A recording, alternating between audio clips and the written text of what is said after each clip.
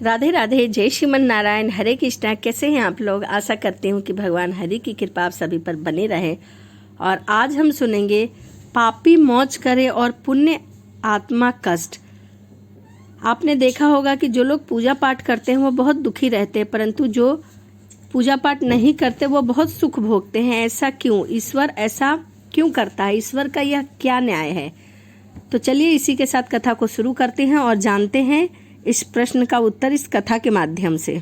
आपके मन में भी कई ऐसे प्रश्न होंगे, तो इसी का जवाब मैं इस वीडियो के माध्यम से दूंगी। भगवान सारी परेशानियां उन्हें ही क्यों देता है जो पूजा पाठ करते हैं? जो धर्मात्मा होते हैं वही कष्ट भोगते हैं, क्यों? यदि ऐसा ही ईश्वर का न्याय है तो हम क्या करें? क्यों पूजा पाठ करें? क्यों जाप करें? ईश्वर का यह कैसा न्याय है? तो चलिए कथा को शुरू करते हैं और कथा को सुनते हैं। बहुदक नामक एक तीर्थ था। यहाँ नंदभद्र वेश्या रहते थे। धर्मचारी सदाचारी पुरुष। उनकी साध्वी पत्नी का नाम कनका था। नंदभद्र चंद्रमौली भगवान शंकर के बहुत बड़े भक्त थे। बहुदक में कपिलेश्वर महादेव के नाम से प्रसिद्ध शिवलिंग था। नंदभद्र तीनों समय कपिलेश्वर की पूजा किया करते थे। नंदभद्र कम से कम लाभ लेकर माला बेचा करते थे और ग्राहकों के साथ बराबरी और ईमानदारी का व्यवहार रखते थे। गलत माल और बुरा व्यवहार सामान नहीं बेचते थे। जो कुछ मिल जाता था उसी से संतुष्ट रहते थे। नंदभद्र का जीवन सन्यासियों जैसा था। सब नंदभद्र का सदाचारी संपन्न सुखमय जीवन की प्रशंसा किया करते थे।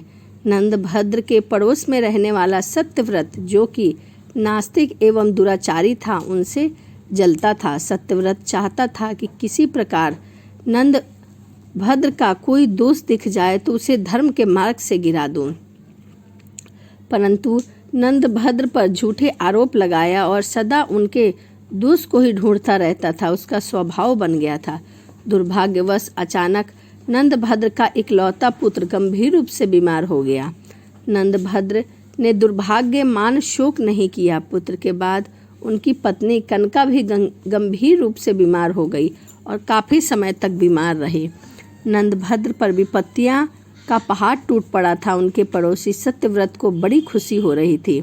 उसने सोचा कि शायद नंदभद्र को धर्म से भटकने का यही अवसर है। उसने नंदभद्र को संतावना देने का ढोंग करते हुए कहा, तुम्हारे जैसा धर्मात्मा को यह दुख उठाना पड़ रहा है। लगता है कि धर्म कर्म सब ढकोसला है, कोई भी धर्म कर्म नहीं है। कई बार सोचा कि मैं तुमसे कहूँ, पर संकोचवश नहीं कह पाया। दिन में 3 बार पूजा करना, स्तुति करना सब व्यर्थ है भैया। नंदभद्र, धर्म के नाम पर क्यों इतना कष्ट उठाते हो?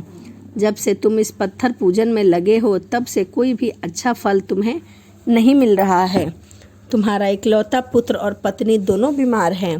भगवान होते तो क्या ऐसा करते, ऐसा फल देते? पुण्य और पाप सब कुछ कल्पना है।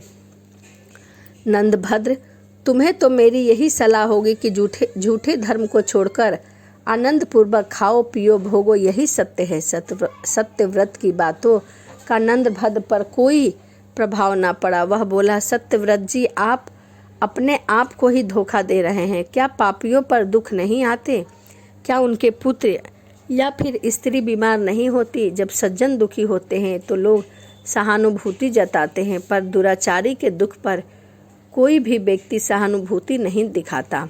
अतः धर्म पालन करने वाला ही ठीक है। अंधा सूर्य को नहीं जानता, पर सूर्य तो ईश्वर के बिना संसार का संचालन नहीं हो सकता। सत्यव्रत ने उसे टोक कर पूछा, देवता है तो दिखाइए, क्यों नहीं दिखाते? नंदभद्र ने कहा, देवता आपके पास आकर याचना नहीं करेंगे कि हम आप मानिए। बातचीत में बदलने लगी। नंदभद्र अधिक विवाद नहीं चाहते थे, उठकर वहां से चले गए।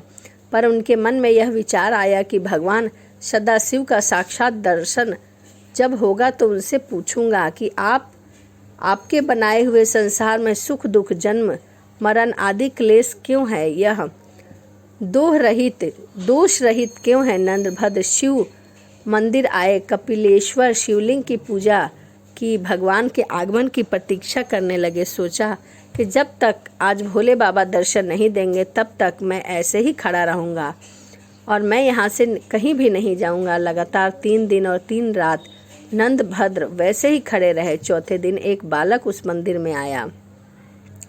वह गलित कुष्ठ का रोगी भयानक पीड़ा से कर्रा रहा था। उसने नंदभद्र से पूछा, आप इतने सुंदर एवं स्वस्थ हैं, फिर भी आप दुखी क्यों लग रहे हैं? नंदभद्र ने अपना संकल्प उसे बताया। बालक ने कहा, अनचाहे का मिलना और मनचाहे का बिछड़ना, इससे मानसिक कष्ट होता है। रोग और परिश्रम से शरीर को कष्ट होता है, मानसिक कष्ट से शारीरिक होता है, और यदि शरीर में कष्ट हो तो मानसिक कष्ट होना स्वाभाविक ही है। दोनों एक दूसरे के साथ जुड़े हुए हैं, फिर क्या किया जाए? नंदभद्र ने पूछा, बंधुवर, औषधि से शारीरिक कष्ट दूर होते हैं, पर मानसिक कष्ट तो ज्ञान से ही दूर होता है। मस्तिष्क को यदि ज्ञान की सही खुराक दी जाए तो वह कष्ट मुक्त रहता है। बालक से ज्ञान भरी बात सुनकर नंदभद्र ने फिर पूछा, ज्ञानी बालक, आपकी बात से सहमत हूँ, पर एक प्रश्न है। इस लोक में पापी मनुष्य भी इतने धनी और सुखी क्यों होते हैं, जबकि उन्हें तो उनके कर्मों के कारण कष्ट में होना चाहिए? भगवान ने विधाता में यह दोष क्यों? बालक ने कहा, सुख और दुख किसे कहते हैं, यह समझो। मैं आपको थोड़ा विस्तार में बताता हूँ। संसार में 4 प्रकार के लोग रहते हैं। पहले वो जिनके लिए इस लोक में तो सारे सुख सुलभ है, धन दौलत, सत्ता, प्रभाव, बाहुबल, सब कुछ। तुरंत परलोक में उन्हें कुछ भी प्राप्त नहीं होता। उनके पूर्व जन्मों के पुण्य शेष हैं, उसे वह इस लोक में भोग रहे हैं, लेकिन वे नए पुण्य नहीं कमाते। ऐसे लोग का सुख भोग केवल यहीं तक, इसी लोक तक रहता है।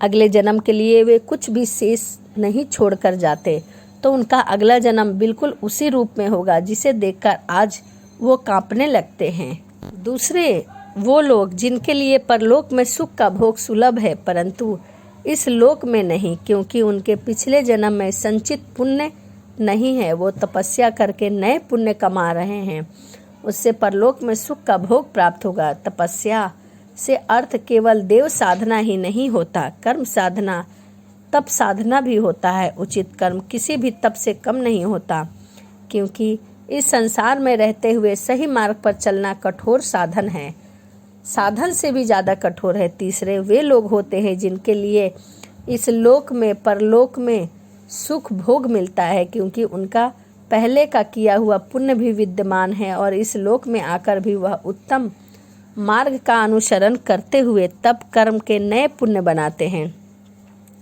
ऐसे लोग बहुत कम होते हैं। चौथे वो जिनके लिए न तो इस लोक में सुख है और न परलोक में, क्योंकि उनके पास पहले का कोई पुण्य संचित नहीं है और न ही इस लोक में पुण्य कमा रहे हैं। ऐसे नीच जनों को धिक्कार है, वे सर्वदा त्याग के योग्य हैं और इस लोक में अपमानित होते हुए भी जीवन बिताते हैं और न जाने कितने जीवन ऐसे ही बिताते रहते हैं, जब तक कि मेरी तरह उन्हें किसी तपस्वी का मार्गदर्शन न प्राप्त हो जाए। इसीलिए हे वेश्यवर, आप अपने पड़ोसी मित्र द्वारा कही बात को मन में न रखें, उन्हें तो अपने कान में भी प्रवेश न करने दें।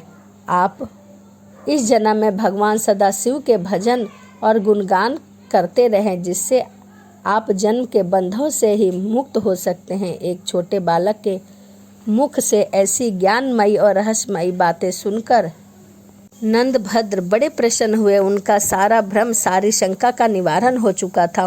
उन्होंने आश्चर्यचकित होकर पूछा, आप कौन हैं? अपना परिचय दे। आप यहाँ कैसे पधारे हैं? आपने मेरे सब संदेहों को दूर कर दिया है। इतनी कम आयु में इतना ज्ञान आपको कैसे सुलभ हुआ? बालक ने कहा, पूर्व जन्म में मैं अहंकारी, पाखंडी, व्यभिचारी था, जिसके चलते मैं वर्षों से नीच योनियों में भटक रहा हूँ। भगवान व्यास देव की ऐसी कृपा कि वे हर योनि में मुझे मुक्ति मार्ग बना देते हैं। उन्होंने ही मुझे आपके पास भेजा है। अब मैं 7 दिन के बाद इसी तीर्थ में मरूंगा। आप मेरा अंतिम संस्कार कर दीजिएगा। वेश्यवर, ज्ञान का आयु से कोई संबंध नहीं है। ईश्वर को जिसे ज्ञान प्रदान होता है, जिसे माध्यम बनाकर उसे अपने भक्तों को जागृत करते हैं, उसे चुन लेते हैं, वह कोई भी हो सकता है। मेरे जैसा कुष्ठ पीड़ित जीव भी हो सकता है। अतः सहज भाव से स्वीकार करना चाहिए और ज्ञान जिससे भी मिले उसके प्रति विनीत रहना चाहिए। ऐसा करने से ईश्वर सदा आपको ज्ञानवान बनाए रखते हैं, किसी न किसी को अवश्य भेजते हैं। इतना बताकर उस बालक ने सूर्य मंत्र का जाप करना आरंभ कर दिया।